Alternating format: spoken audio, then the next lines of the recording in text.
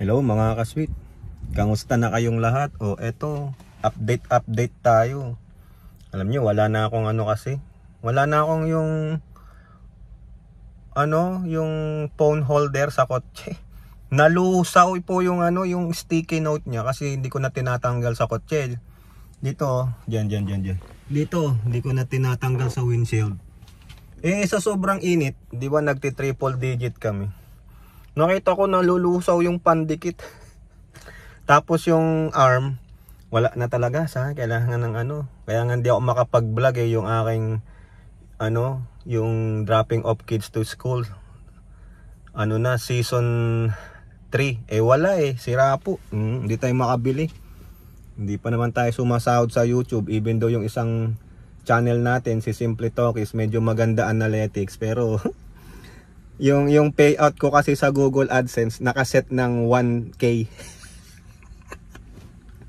Kasi nakakaasar, 100 kukunin mo na, ipunin. Maski na hindi nag-i-interest, sige ipunin. Ilang taon na, 2 taon kalahati na hindi tayo sumasahod dito sa MySweet. Wala ang earnings lang natin ng every month is mataas na yung $2.25. $2.25. Okay na yun kahit paano, no? Kahit paano merong activity sa ating AdSense at sa ating YouTube. Wag po tayong tutulad dun sa iba na tinamad na. No, parang si Inday Mix. O yan, ninahihirapan ulit si Bonds at ako tumutulong para maulit ma-monetize pero matagal po. Kung medyo tinatamad kayo, baka minsan isang araw, wag kayong tamarin, mag-upload lang kayo maski na ilang minutong video para alam ni YouTube na yung analytics nyo gumagalaw, no, mapapansin ni YouTube. Kasi po, pag yan tulad po nung example kay Inday Mix, napansin na hindi ko pala napansin, no, galit na galit si Bonds. Bigla siyang na-demonetize kasi wala pong activity ng almost 8 months. Tumigil siya, walang upload, wala man lang ni shorts, wala. Siguro kaya nga kinreate yung shorts para kahit papano, maski na i-shorts nyo lang ng 15 seconds yung puno dyan sa harapan ninyo, yung mga pusang naglalambingan o asong naglalambingan, i-shorts nyo 15 seconds o di kaya itingala nyo lang yung camera nyo, meron ng shorts 15 seconds, okay na yon. Isang short sa isang araw, isang short sa isang araw, o di maka 3-5 kayo, at least may activity, no? Gagalaw, ganyan, may upload. O di kaya kung masaya naman kayo, mag-LS kayo ng mga 30 to 1 hour, basta may activity. Tulad to ginagawa ko. Kung boring kayo, tulad ko, nag-aantay kay Sweet AJ sa school. Ayun po school nila sa likuran, tingnan nyo, ayun. Init pa po Actually ngayon, maganda weather, 98 degrees. Pero humid. Masusunog ang artistahin kong kutis. Tuloy tayo doon. Yung iba sa inyo na demonetize na, no, dahil walang activity. Yung iba naman na demonetize gawa ng mga reuse content, no, mga ganyan. Okay lang 'yon. Pero ang problema, naghigpit po si YouTube na kung kailan ka ulit mag-reapply. Bibigyan ka ng timetable na tulad ni nakita ko yung kay Sassy, no? I-shout out ko na rin si Sassy. Nakita ko yung niya. November 3rd pa siya, no? Tagal nun. Ang tagal niya ring winorkout yung kanyang videos. Naka 4,500 na siyang watch hours. Eligible na siyang mag-apply. Pero sabi ni YouTube, November 3rd, that is 60 days. No, ang tagal mag-reapply. So sayang ang oras at nyo, kung sakaling mag-earn kayo, may ma-viral kayong video. No? Itong si MySweet, na lang to, yung mga ganito, tulad nito, saka yung mga kunwari, may nakita ako diyan, upload ko. Pag gusto nyo naman ng political, yung medyo fiery, doon kay Simple Talkies. Samahan nyo ako doon. Yun, nandun sila Sassy, si Riz, si Romary, nagpupunta doon. Yung magkapatid na Rosalejos, yun. Si Oliver, si Jennifer, nandoon, nakikita ko. Minsan sila si Marie Chris nandoon. O mga supportive yung mga igat-igat no. Nandoon sila. Yan namang sila Bones, lang yan. Nanonood lang, hindi na nagko-comment sa Premiere. Puro Premiere lang tayo. No, kaya ngayon kung ayaw nyo nang mag-YouTube, i-close nyo na yung YouTube nyo. Mag-Facebook na kayo. Maganda ba kitaan dun sa Facebook?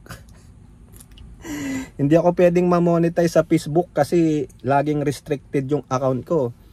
Biruin nyo, nag-comment lang ako ng ang pangit mo. Wala na, restricted na ako ng 1 linggo.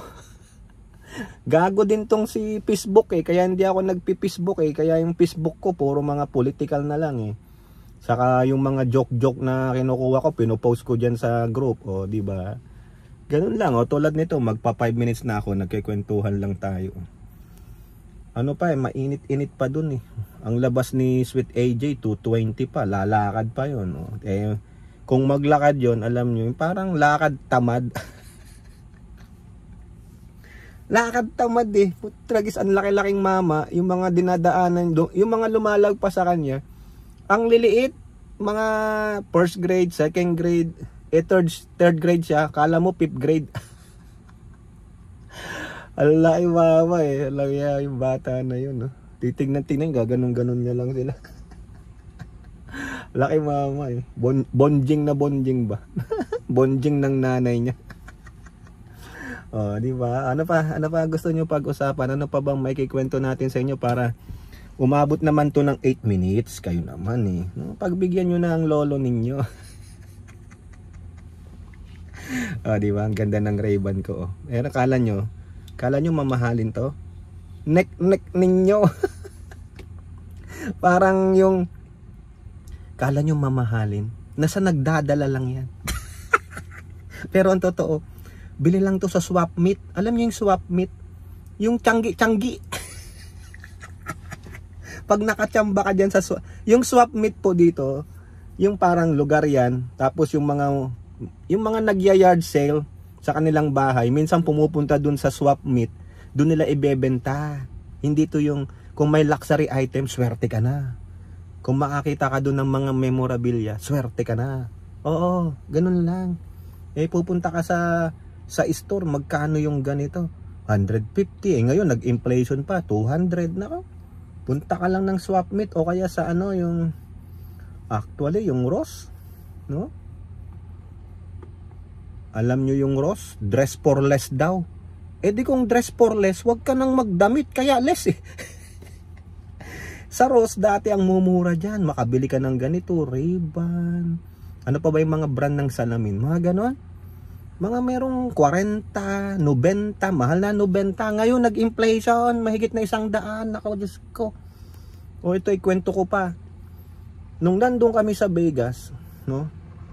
Siyempre, nanood sila ng Bruno Mars. Hindi ako nanonood ng ganong concert. Ang gusto ko si Bon Jovi, ganon, si Guns N' Roses.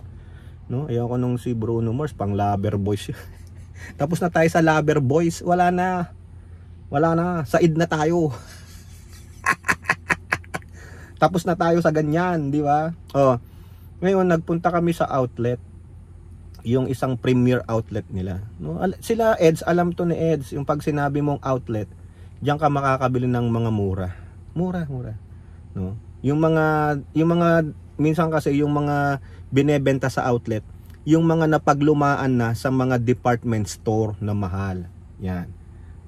Parang yung SM, kung may SM, yung mga outdated na damit o gamit, ibebenta nila sa SM outlet, ganon. Meron sanang ganon. Para naman yung mga tulad natin na hindi gano'ng maka-afford ng mamahalin, doon tayo pupunta. So punta kami sa outlet. Wala man ako nabili. Tingin-tingin lang ako. Nakita ko yung yung polo. Yung nagmamarko polo ba? Ganon. Siyempre, meron akong ganon. Pasok ako. Iniisip ko, bibili ako. Sabi ko kung $60 lang isa, bibili ako. Polo yung hindi lang yung round neck, kundi yung talagang may kwelyo. Pero ang brand Polo.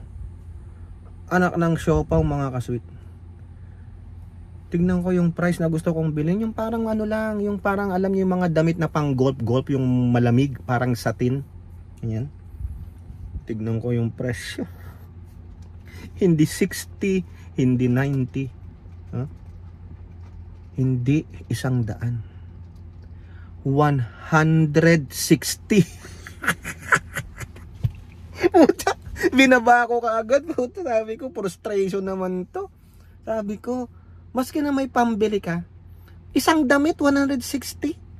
Never mind. Sabi ko, putik na yan. 160 times 5, 8,000 pesos. Wag na. Ilang kilong bigas na yan o sakong bigas.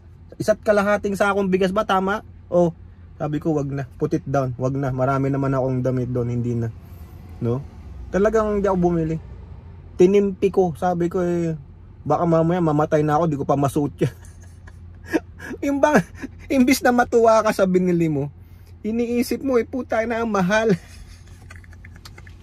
Hindi ako magsinungaling sa inyo. Maski na tanong nyo pa yan kay Hattori o kay Eds.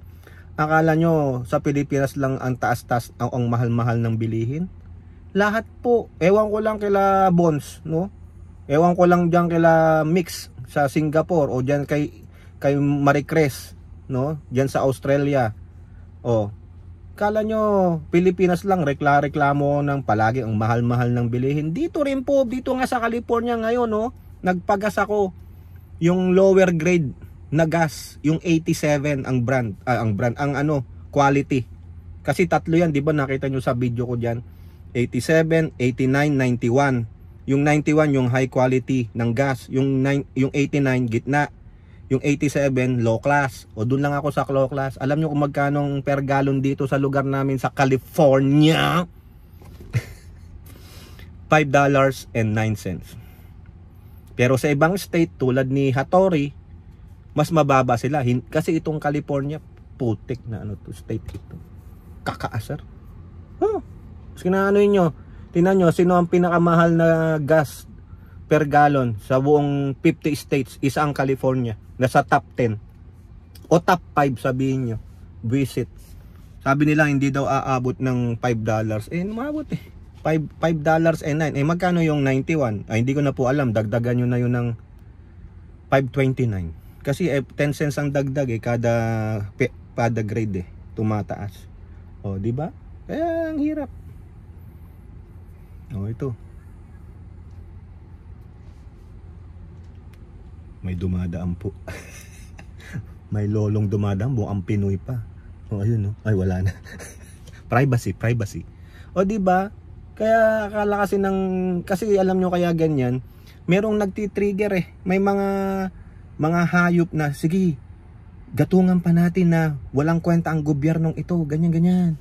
O kayo naman, nagsisipag paniwala. Bago kayo magreklamo, i-analyze nyo muna. Okay, na-analyze ko, talagang magagawa alam ko naman ang California, safe haven for illegal immigrants. Ayan, allowed po dito ang illegal immigrants. Ganun talaga. Ang maganda lang, at least kung may trabaho ka, makabili ka McDonald's. Pag wala, patay. Pero tutulungan ka naman ng gobyerno, di ba? Parang ganun din sa atin sa bansa. Di ba? Ano pa gusto nyo kwento? Tuloy lang yung sali kayo sa yung ginagawa ni Bones, sali kayo doon. Pag hindi kayo makasali, sabihin nyo kay Bones para alam yung gagawing action, hindi yung wala kayong communication. Sa lahat ng bagay dapat komunikasyon, lalong-lalo na sa mga maglabbers, no? Wag lang kayong magko-communicate lang kayo pag kailangan niyo na mag-jerjer. Di ba? Siya, mga kasweet, saka na yung jerjer nyo, anak ng siopaw, matatanda na tayo sa jerjer. Kayong mga bata, ay nako, asikasuhin mo ng inyong buhay, siya, bye-bye. Nakaabot tayo ng almost 15 minutes. PCO. Tama. Puta. Ba tawag doon? Nakikiin. PCO. PCO. Walang kwenta. Siya, bye-bye po. Pang upload. Bye. Peace. Sabi gano'n. Bye-bye.